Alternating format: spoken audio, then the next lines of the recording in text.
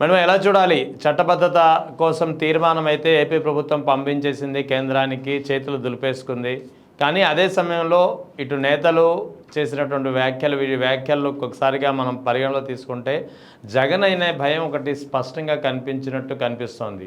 ఎలా చూడాలి ఈ పరిణామాన్ని? సరే, ఆయన అసెంబ్లీకి రాలేదు అని అంటారు. కానీ అసెంబ్లీకి ఆయన లేకపోయినప్పటికీ హరినామ స్మరణ లాగా జగన్నామ స్మరణే జరుగుతుందండి. అంటే ప్రతి ఒక్క నాయకుడు లెగుస్తున్నాడు, జగన్ అనేవాడు రాడు, రాకుండా మనం చూసుకోవాలంటాడు. ఇంకొకరు లెగుస్తారు, జగన్ అనేవాడు ఎప్పుడు వస్తాడంటే మనం అన్యోన్యంగా లేకపోతే మనం అభద్రతా భావం ఫీల్ అయితే అంటూ చాలా భారీ భారీ డైలాగులు చెప్పేస్తుంటారు. అసలు జగన్ అనే వ్యక్తి రాడు, వస్తాడు, అసలు అతని పేరెందుకు అతన్ని చూసి ఎవరు భయపడుతున్నారు అంటే, మీరు టెండర్లు ఏమంటున్నారు చూడండి, దొంగతనంగా స్కీములు చేసేసి టెండర్లు ఏమన్నాడు, లేదన్నా మళ్ళీ జగన్ వచ్చినాడంటే ఈ టెండర్లన్నీ క్యాన్సిల్ చేపిస్తాడు, మన గుట్టు మొత్తం బయటికి లాగేస్తాడు అని వాళ్ళు ఏమన్నా భయపడుతున్నారా?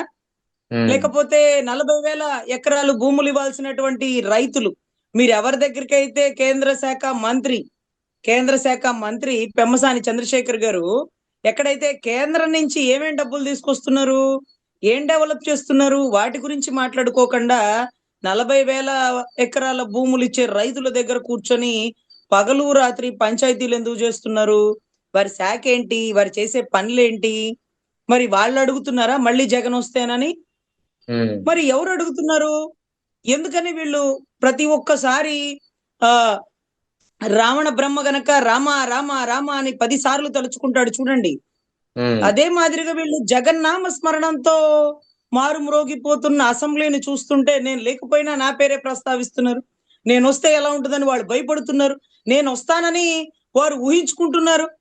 వారి ఊహనెందుకు కాదనాలి, వచ్చేస్తే పోలా అనే పరిస్థితిలో ఉంది సార్. చాలా చాలా అత్యంత చెప్పుకోదగిన విషయం ఏంటంటే, ఒక ముఖ్యమంత్రికి గనక అధికారం ఉండి ఒక రాజధాని ప్రతిపాదించేస్తే అదే రాజధాని అయిపోయేటట్టయితే, గతంలో ఆయన 3 రాజధానులు అన్నాడు, అయిందా? ఈయన ఏకైక రాజధాని అమరావతి అన్నాడు, అవుతుందా? మళ్ళీ ఆయన వచ్చి 3 అంటాడా, 1 అంటాడా, లేకపోతే ఏమంటాడో ఇంకా తెలియదు. ఆయన రాడంటారు. ఒకవేళ ఆయన వస్తే ఆయనకి పూర్తి అధికారం ఉన్నట్టేనని వీరు చెప్తున్నారు కదా. ఇప్పుడు ముగ్గురు కలిసినా ఒకడే ముఖ్యమంత్రి, ఒకళ్ళున్నా ఒకడే ముఖ్యమంత్రి. ఇప్పుడు ముగ్గురు కలిసిన ముఖ్యమంత్రి ప్రతిపాదించాడు మాకు అమరావతి రాజధాని అని. మరి 2014-19లో అమరావతి ఏకైక రాజధాని అని ప్రతిపాదించలేకపోయారా? మ్యాప్ పాయింట్ లో అమరావతిని చూపించలేకపోయారా? ఒకవేళ వాళ్ళు అలా ప్రతిపాదిస్తే జగన్ గారికి మార్చే అధికారం ఉందా? అరే, అలా మార్చేస్తే మళ్ళీ మార్చడానికి ఏమన్నా గ్యారంటీ ఉందా? అంటే అతని ఇష్టం, అతను కడప చేస్తాడేమో. అప్పుడేంటి పరిస్థితి, అమరావతి పరిస్థితి? మీరు ఎవరిని భయపెడుతున్నారు? ఆయన గతంలో 3 రాజధానులు అన్నప్పుడు అమరావతిని రాజధానిగా తీసేయలా, అమరావతిని శాసన రాజధానిగా చెప్పారు, ఎగ్జిక్యూటివ్ రాజధాని వైజాగ్ గా చెప్పారు, న్యాయశాఖ రాజధానిగా కర్నూలుగా చెప్పారు. అంటే ఇది ఎలా ఉంటుందంటే, ఆయమ్మ అంటే ఒక మర్యాద ఉంటది, అమ్మ అంటే ఒక మర్యాద ఉంటది. సెంట్రల్ నుంచి రేపటి రోజు మా రాజధానికి, న్యాయ రాజధానికి మీరు డబ్బులు ఇవ్వాలి, న్యాయ రాజధానిలో డెవలప్మెంట్ లేదు అంటూ ఆయన అడగచ్చు. అదే మాదిరిగా ఎగ్జిక్యూటివ్ క్యాపిటల్ అండి మాకు వైజాగ్, మీకు అక్కడ మాకు కొంత డెవలప్మెంట్ కావాలి, మీరు సెంట్రల్ నుంచి ఫండ్ తీసుకురావచ్చు. అదే మాదిరిగా శాసన రాజధాని. ఇట్లా ప్రతిదీ అమ్మ స్థానంలో ఉంటే గౌరవం పెరుగుతుంది, రావాల్సిన ఫండ్ రప్పించుకోవచ్చు. మీరు అమ్మని అమరావతిగా భావించి, ఆయమ్మగా మీరు వైజాగ్ ని కర్నూలుగా భావించి దాన్ని ఎకనామికల్ జోన్ గా డెవలప్ అవుతుంది చేస్తాను అంటే అది మీరు మాత్రమే చేయాలి, సెంట్రల్ మనకి సపోర్ట్ చెయ్యదు. 3 ఏరియాలని డెవలప్ చేయాలి అంటే అమ్మ స్థానంలోనే చూడాలి. అమ్మ అమ్మే, పిన్ని పిన్నే, ఆయమ్మ ఆయమ్మే. నేను తల్లిగా భావించి 3టిని డెవలప్ చేయాలనుకున్నాను అంటూ ఆయన చెప్తాడు. వీళ్ళేం చెప్తారు, ఎకనామికల్ డెవలప్మెంట్ అట, ఎకనామికల్ జోన్స్ అట. మరి మీరు అదే పదాన్ని వాడుతున్నారు. ఈ రోజు అనకాపల్లికే వెళ్ళింది మిఠాల్ స్టీల్ ప్లాంట్, అమరావతికి రాలే. మరి కొంచెం గట్టిగా చెప్పి మీరు జూమ్ కాల్ అమరావతికి రప్పించి ఉండొచ్చు కదా. ఎంతో మందికి ఉపాధి, లక్షల మంది ఉద్యోగాలు అక్కడే వచ్చి ఉండేది. అక్కడేం కట్టారు? పొట్టి శ్రీరాములు గారి విగ్రహం. అది ఎవరి డబ్బులతో కట్టారు? జై వాసవి, జై వాసవి. పాపం వాళ్ళ డబ్బులతోనే వాళ్ళ విగ్రహాన్ని కట్టి దానికి కూడా మీరు స్టేజ్ మీద తప్పట్లు కొట్టుకుంటూ అదేంటి ఒక్కొక్కరు ఎవరైతే ఫండ్ ఇచ్చినారో, ఎవరైతే విరాళాలు ఇచ్చినారో ప్రతి ఒక్కరికి ధన్యవాదాలు అంటున్నారు. ఎందుకు ఇవ్వాలి వాళ్ళు విరాళాలు?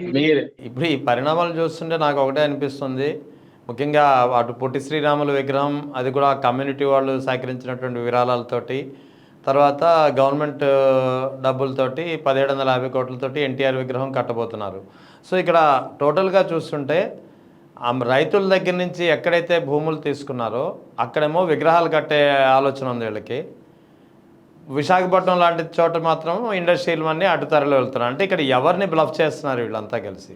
సార్ ముఖ్యంగా సార్ వైజాగ్ లో గతంలో జగన్ గారు ఉన్నప్పుడు ఎంత రేట్లు ఉన్నాయో, భూములు ఎట్లా రేట్లు వచ్చినాయో, ఈ రోజుకి అంటే ప్రభుత్వం మారగానే రేట్లు పడిపోతాయి, రాజధాని వైపే అందరూ చూస్తారని అనుకున్నాం సార్. కానీ ఓపెన్ ఛాలెంజ్ సార్, ఈ రోజుకి కూడా వైజాగ్ లో అవే భూముల రేట్లు ఉన్నాయి. ఎందుకున్నాయి? ఈ రోజుకి అమరావతిలో రేట్లు రావట్లేదు సార్, నిజంగా రేట్లు రావట్లేదు. రియల్ ఎస్టేట్ చూడండి మొత్తం పడిపోయింది. ఏంటి అంటే అందరూ వైజాగ్ వైపే చూస్తున్నారు. అదేంటి చంద్రబాబు గారు వచ్చారు కదా, రాజధానిలో రేట్లు పెరగాలి కదా, కోట్లు అవ్వాలి కదా అంటే అవ్వట్లేదు సార్. మీరు నోటి మాటలే, కోట్లు అవ్వట్లా. మరి కోట్లు ఎక్కడ అవుతున్నాయి? ఇంకా కూడా వైజాగే అవుతుంది, మీకు ఇంకా తెలుసో లేదో, ఇక్కడ మాలాంటి అమాయకులు మిడిల్ క్లాస్ వాళ్ళు భూములు కొనుక్కుంటున్నారేమో, కానీ రాజకీయ నాయకులు మిగతా వాళ్ళందరూ వైజాగ్ వైపే చూస్తున్నారు సార్. అదేంటది? వైజాగ్ లో ఏముంది? కాదు అంతా వైజాగ్ డెవలప్మెంట్ అంతా వైజాగ్. మరి అమరావతి ఏంటి? రాజధాని అంటే ఏంటి సార్? నాకు తెలియక అడుగుతున్నా, రాజధాని అంటే ఏంటి? ఏమేమి ఉంటాయి రాజధానిలో? రాజధాని ఎన్ని వేల ఎకరాలు? రాజధాని ఎంత ఎక్స్టెంట్ ఉంది? ఏ ఊరు నుంచి ఏ ఊరు వరకు రాజధాని? మీరు చెప్పిన పదం అమరావతి సార్, ఒక క్యాపిటల్ అమరావతి. అయితే అమరావతి ఈ రోజు ఎలా ఉందో తెలుసా సార్? కృష్ణానది మునిగిపోయే వరకు, కృష్ణానదికి వరదలు వచ్చే వరకు జగన్ గారు కట్టిన కట్టడం ఒకటి ఉంది, చూసినారా? ఆ పెద్ద గోడ. అది ఉండడం వల్ల నీళ్లు అటు పోలేదు సార్, నీళ్లు విజయవాడను ముంచెత్తల. కానీ ఆ కట్టడం కట్టాడు కదా, ఏ రోజున రిబ్బన్ కటింగ్ కి వచ్చినాడా? ఏ రోజున పబ్లిసిటీ చేసుకున్నాడా? అక్కడ కట్టడం కాదు సార్, ఒక పెద్ద పార్క్ వచ్చింది సార్. ఎంత పెద్ద పార్కు! రాజీవ్ గాంధీ పార్క్ ని మించిన పార్క్ సార్. అసలు ఆ కుంభ వర్షం లేకపోతే ఆ వాటర్ తాకిడికి ఆ పార్క్ లో కూర్చుని ఆ వ్యూ చూస్తుంటే, ఇది ఎప్పుడు కట్టారు మాకు తెలియదు సార్. అంటే వీళ్ళకుండే పెద్ద సమస్య సార్, వీళ్ళకుందే వైసీపీకి ఉండే పెద్ద సమస్య, కాంగ్రెస్ డిఎన్ఏ నుంచి పుట్టింది. కాంగ్రెస్ డిఎన్ఏ నుంచి పుట్టింది కాబట్టి ప్రచారం తెలియదు సార్, ప్రచారమే తెలియదు. అక్కడ ఒక పార్క్ ఉందని మాకు తెలియదు సార్. అదేంటి ఎంత పెద్ద గోడ కట్టారు? అప్పుడు చూసినాం సార్. అటు పోతా కూడా ఎప్పుడు కళ్ళు కూడా తిప్పి చూడలా. ఒక అంబేద్కర్ విగ్రహాన్ని సెంటర్ లో ప్రతిపాదిస్తే రోడ్ల మీద ఆపి చూసిన వాళ్ళం సార్. దానికి రిబ్బన్ కటింగ్ పెద్దగా ఏమీ హంగామా చేయలా. అంటే వీళ్ళు పనులు చేసేస్తారు, ప్రచారం చెప్పుకోరు. దానివల్ల ఎంత మైనస్ అంటే, ఆ రోజు ఆ కట్టడం లేకపోతే మొత్తం మునిగిపోయేది. చంద్రబాబు గారు అంటారు నేను బిగిన్ చేసినానంటారు. అదే స్వామి, నువ్వు బిగిన్ చేస్తే ఆయన పూర్తి చేయాలని ఉందా? అది ఏ టైంలో ప్రతిపాదన వచ్చింది? ఎవరు టెండర్లు వేసినారు? ఎప్పుడు పూర్తి చేసినారు? ఎంత పెద్ద ఆర్కిటెక్చర్ లా కట్టినారు అది. అంబేద్కర్ గారి స్టాట్యూ ఎంత పెద్ద కట్టారు. కట్టడంలో ఇప్పుడు మీరు పొట్టి శ్రీరాములు గారిది ఎక్కడ కట్టారు? అమరావతిలో కట్టారు. అంబేద్కర్ గారిది ఎక్కడ కట్టారు? విజయవాడ సెంటర్ లో కట్టారు. మీరు మళ్ళీ పొట్టి శ్రీరాములు గారిని చూడడానికంటే ఎన్ని కిలోమీటర్లు అవతలకి వెళ్ళాలండి? పాప మా విగ్రహానికి చుట్టూ, విగ్రహం అయితే కట్టేశారు, చుట్టూ ఎప్పుడు డెవలప్ చేస్తారు? ఆ విగ్రహం మెయింటైన్స్ ఎవరు చేస్తారు? మళ్ళీ కూడా పాపం వైశ్యాస్ అందరూ చందాలు వేసుకుంటే మీరు మెయింటైన్ చేస్తారా? అంబేద్కర్ విగ్రహానికి ఎస్సీలు చందాలు ఇవ్వలేదు సార్. ఏ దళితుడు చందాలు ఇవ్వలా, ఏ క్రిస్టియన్ చందాలు ఇవ్వలా, ఏ జై భీములు చందాలు ఇవ్వలేదు సార్. మరి ఎందుకు సార్ పొట్టి శ్రీరాములు దానికి పాపం వాళ్ళ చందాలు తీసుకోవాలి? 1750 కోట్లు ఖర్చు పెట్టి మీరు ఎన్టీ రామారావు విగ్రహానికి ప్రభుత్వ ఖజానా నుంచి తీసుకుంటే పాపం ఇది కూడా అలాగే తీసుకోండి. పేద వైశ్య బ్రాహ్మణుల దగ్గర మీరు చందాలు వసూలు చేసి పొట్టి శ్రీరాములు గారి విగ్రహాన్ని అమరావతిలో కట్టేసినారే. రాజధానిలో ఏముంటది? విగ్రహాలు ఉంటాయి సార్. రాజధానిలో ఏముంటది? ఎగ్జిక్యూటివ్ క్యాపిటల్ అంటే నాకు తెలియదు సార్. మా హైకోర్టు ఉంది సార్, తర్వాత అదే సెక్రటేరియట్ ఉంది సార్, అసెంబ్లీ భవనాలు ఉన్నాయి సార్, వాళ్ళ బంగ్లాలు ఉన్నాయి సార్. అంటే వాళ్ళ జడ్జి గారి quarters, MLA quarters, IPS quarters ఇవే ఉన్నాయి సార్. ఇంకేం వస్తాయి సార్? అవును. ఇంకేమన్నా వస్తాయా? 20 అడుగుల లోతుకే వాటర్ పడిపోతుంది సార్. ఎలాంటి పెద్ద పెద్ద ప్రాజెక్టులు ఇక్కడ పనికిరాదు అనింది సార్. వివిఐటి ఉంది, విట్ ఉంది, ఎస్ఆర్ఎం ఉంది, యూనివర్సిటీస్ ఉన్నాయి సార్. వాటికి ఎన్ని వేల ఎకరాలు కావాలండి? 33,000 ఎకరాలు సరిపోదా? ఇప్పుడు పవన్ కళ్యాణ్ గారు మాటలన్నీ బయటకు వస్తున్నాయి. నాకు చెప్పారు 1600 ఎకరాలు చాలు అని. రాజధానికి అంతకు మించి భూమి హ్మ్. ఎక్కర్లేదని చెప్పాను. ఆ మాట అంటేనే నేను ఒప్పుకున్నాను. ఇంత భూమి అంటే నేను ఒప్పుకోనన్నారు. ఈ రోజు 82% యాక్సెప్ట్ చేసినారు అన్నారు. 82%. మిగతా బ్యాలెన్స్ మాత్రమే యాక్సెప్ట్ చేయలేదా? అంటే మిగతా బ్యాలెన్స్ వాళ్ళ కోసమే మీరు ఆ రోజు 2014, 19 నుంచి బయటకొచ్చినారా? ఆ బ్యాలెన్స్ వాళ్ళ కోసం వచ్చినారా? మరి ఆ బ్యాలెన్స్ వాళ్ళు ఇప్పుడు ఈ 40,000 ఎకరాల్లో ఎందుకు బయటికి రావట్లా? ఎందుకు ఆ వాయిస్ గట్టిగా గొంతు వినపట్లా? వాళ్ళందరూ భూములు ఇచ్చేస్తే ఏంటి పరిస్థితి అక్కడ? ఈ రోజుకి వైజాగ్ రియల్ ఎస్టేట్ ఎట్లుందో తెలుసా? ఇంకా ఇంకా ఇంకా పెరిగిపోతుంది. మరి అమరావతి రియల్ ఎస్టేట్ ఎందుకు పడిపోయింది అంటే డెవలప్‌మెంట్ ఇక్కడ ఉండదు అని కంపెనీల వారు నిర్ధారించారు. డెవలప్‌మెంట్ ఇక్కడికి రాదు అని పెద్ద పెద్ద ఎగ్జిక్యూటివ్ వ్యవస్థలు దేశ విదేశాలోళ్ళు నిర్ధారించేసుకున్నారేమో. అందుకే మాకు రియల్ ఎస్టేట్ పెరగట్లేదు సార్. కానీ అదే అవును. చెప్పారు జగన్ గారు. కానీ వీరేం చెప్తారు అమరావతి స్వయంభూ అంటారు. అమరేశ్వరుడు స్వయంభూ, అమరావతి ఎలా స్వయంభూ? అంటే అమరావతి సంపదని సృష్టిస్తదంట. ఏది సృష్టించమనండి ఖజానా ఖాళీగా ఉంది. ఖజానా ఖాళీగా ఉండి నింపమనండి. నింపమనండి. అలీబాబా అలాగా ఇలాగా గాలి ఊదంగానే ఇక్కడి నుంచి అలీబాబా బయటకొచ్చి డబ్బులు ఇచ్చేస్తాడేమో అడగండి. అలా ఎలా అవుతుంది సార్? ఈ రోజు 20 నెలల్లోనే నేను 5 ఏళ్లలో చేసిన అప్పు చేసేసినాడు మహానుభావ. ఇక బ్యాలెన్స్ అప్పు ఇంకా ఎంత తీసుకుంటావు? ఇదంతా ప్రభుత్వం మీద భారం పడుతుంది కదా! అంటే మారు మాట్లాడరండి. సో, ఒక్కటే రాజధాని వైజాగ్ అని జగన్ గారు ఎందుకు చెప్పలా? మీరిచ్చిన అమరావతికి గౌరవించి, భూములిచ్చిన అమరావతి రైతులకు విలువిచ్చి, అంతకు మించి అక్కడ డెవలప్‌మెంట్ చేయడం వల్ల కాని పరిస్థితి అంటూ నిజాన్ని ఓపెన్‌గా ఒప్పుకున్నారు. ఇక్కడ ఇప్పుడు మేడం ఉన్నవి డెవలప్ చేసేస్తాం. ఇక్కడ ఓవరాల్‌గా అమరావతి చట్టబద్ధత విషయంలో ఏదైతే తీర్మానం అయితే చేసి పంపించేసింది కేంద్ర ప్రభుత్వానికి. సో, కేంద్ర ప్రభుత్వం ఆమోదిస్తుందా లేదా అన్నది కాసేపు పక్కన పెడితే, నిజంగా అమరావతి పట్ల కూటమి ప్రభుత్వానికి చిత్తశుద్ధే ఖచ్చితంగా ఉండి ఉంటే, అదే తీర్మానంలో అమరావతి నిర్మాణ బాధ్యతలు కేంద్రం తీసుకోవాలి అని గానీ, లేదా అమరావతి నిర్మాణంలో కొద్దిగా వ్యయం కేంద్ర ప్రభుత్వం భరించాలని గానీ కూడా ఈ 2 మాటలు కూడా అదే తీర్మానంలో జోడించి ఉంటే, కూటమి ప్రభుత్వానికి అమరావతి పట్ల చిత్తశుద్ధి ఉంది అనేది అందరికీ తెలుస్తుందనేది ఒక కొత్తగా ఒక వాదన బయటకొస్తుంది. ఏమంటారు మీరు? సార్ అమరావతిని కేంద్రం నిర్మించే ఉద్దేశం ఉంటే గొప్పగానే డెవలప్ అవుతది సార్. కానీ అలా ఎందుకు చంద్రబాబు గారు అడగరు అంటే, అదే పోలవరాన్ని కేంద్రం పూర్తి చేస్తానంది సార్. కాదు కాదు. యాహ్! మేమే పూర్తి చేస్తాం. మాకు డబ్బులివ్వండి. మాకు డబ్బులివ్వండి. మేము పూర్తి చేస్తాము. మా బిల్లులు యాక్సెప్ట్ చేయండి అన్నారు. అంటే కేంద్రం పూర్తి చేస్తే మనకి డబ్బులు మిగలవు సార్. కేంద్రమే చక్కగా పోలవరాన్ని ఈ పాటికి ఎప్పుడో పూర్తి చేసి ఈ చేతిలో పెట్టేది. కానీ అవును. మేము పూర్తి చేస్తాం. మీరు డబ్బులివ్వండి అన్నారు. అంటే హ్మ్. కేంద్రం పూర్తి చేస్తే రూ. 10 ఖర్చుతో పూర్తి చేసేది చక్కగా.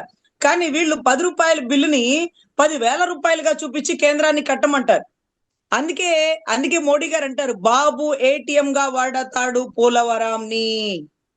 పోలవరం అంటే బాబుకి ఏటీఎం అని. ఎందుకని? సెంట్రల్ పూర్తి చేస్తానన్న పోలవరాన్నే సెంట్రల్‌ని పూర్తి చేయనివ్వకుండా అడ్డుపడి ఈ రోజు కూడా నత్తనడక నడుస్తూ కొంత డబ్బు వచ్చి, కొంత డబ్బు రాక, కొంత కేంద్రం నేను చెప్పినట్టు చేస్తేనే డబ్బులిస్తానంటుంది సార్. నేను హ్మ్. చెప్పినట్టు మీరు చేయలా. అందుకే డబ్బులివ్వనంటుంది. ఇప్పుడేంటి పరిస్థితి పోలవరం? సో, ఇటువంటి పరిస్థితుల్లో అమరావతిని కూడా నెట్టివేయబడతారు. కేంద్రం చేతిలో అవును. పెట్టండి. ఇప్పుడే పుట్టిన పసిబిడ్డ. మేము పెంచలేని పరిస్థితిలో ఉన్నాం. మీరు కాస్త ఆదరాభిమానులు ఇవ్వడం కాదు. మీరే పెంచండి అని దత్తత ఇస్తే ఎంత గొప్పగా ఉంటది? అంటే గొప్పగా డెవలప్‌మెంట్ చేసి ఇచ్చేస్తుంది గదా!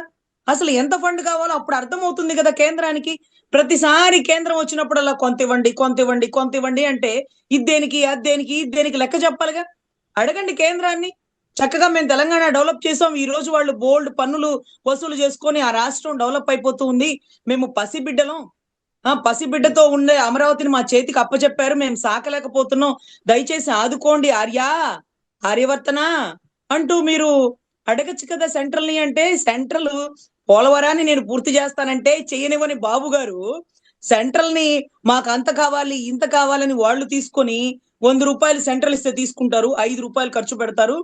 ఆ మిగతా 95 రూపాయలు దారి మళ్ళిచ్చేస్తారు. సో దానికోసమే ఎప్పుడు సెంట్రల్ చేతిలో రాష్ట్రాన్ని పెట్టారండి బాబు గారు. బాబు గారు ఆయన నెంబర్ 1 అడ్మినిస్ట్రేటర్ అనే ముద్ర ఎందుకు పడింది? కట్టడాలు కడతాడు. రూ. 10 కట్టడాలు కడతాడు. మిగతా 90 రూపాయలు కొట్టేస్తాడు. సో కట్టడాలు కట్టాలి. ఈ రోజు కూడా మా ఇంటి దగ్గర సైడ్ కాలువలు, రోడ్లు ఇవన్నీ వేస్తూ ఉంటారు. కాంట్రాక్ట్ ఎవరికి ఉంది? ఎవరి చేతుల్లో ఉన్నాయి కాంట్రాక్ట్లు? వారి చేతుల్లోనే ఉంటాయి. సో వారి చేతుల్లో ఉండే కాంట్రాక్ట్ ని వారు ఏం చేస్తారు అంటే కొంత కొంత కొంత కొంత తింటూ కొంత కొంత మిగుల్చుకుంటూ కొంత కొంత పని చేస్తుంటారు. ఎందుకంటే ఈ was a number 1 administrator. So ఆ ముద్ర అనేది ఎప్పుడు అలాగే ఉంటుంది సార్ ఆయనకి. సో ఇక్కడ కూడా సెంట్రల్ ని ఆయన అడగరు, సెంట్రల్ ని డెవలప్ చేయనివ్వరు. ఎన్నాళ్ళున్నా వారి చేతుల్లోనే పెట్టుకుంటారు. అప్పుడప్పుడు సెంట్రల్ ని మాకు రాజధానికి ఇంత డబ్బు కావాలి, అంత డబ్బు కావాలి అంటారు. ఇలా అడుగుతున్నారు కదా, అది కూడా ఒక రాజధానిగా మార్చితే అప్పుడు మనం కర్నూలుకి న్యాయ రాజధానికి డబ్బులు అడగచ్చు, వైజాగ్ ఎగ్జిక్యూటివ్ క్యాపిటల్ కి డబ్బులు అడగచ్చు. సో అక్కడ కూడా డెవలప్మెంట్ అనేది జరుగుతుంది అని. ఈ రోజు అక్కడ ఏదైతే కట్టిన కట్టడాలు, ఋషికొండ కట్టడాల్ని 500 కోట్లు అన్నారు. కాదు, ఆర్టీఏ వేయండి. 241 కోట్లతో ఆ కట్టడాన్ని పూర్తి చేసినారు. ఆ కట్టడం ఈ రోజు వైజాగ్ కి తలమానికంగా అయింది. పుతిన్ లాంటి వాళ్ళు వచ్చినా, మోడీ గారు లాంటివి వచ్చినా, దేశ ప్రధానులు వచ్చినా, సెక్యూరిటీ ఫోర్స్ వచ్చినా, ఎవరు వచ్చినా అక్కడ వైజాగ్ ఒక తలమానికంగా ఉంటూ ఆ కొండ మీద కూర్చుని చూస్తుంటే వైజాగ్ మొత్తం కనపడుతూ అది ఒక నెంబర్ 1 కట్టడంగా పవన్ కళ్యాణ్ గారే వచ్చి ఫోటోలు తీసుకున్న పరిస్థితి. సో మీరేం చేసినారంటే యోగాంధ్రకి ఎన్ని కోట్లండి?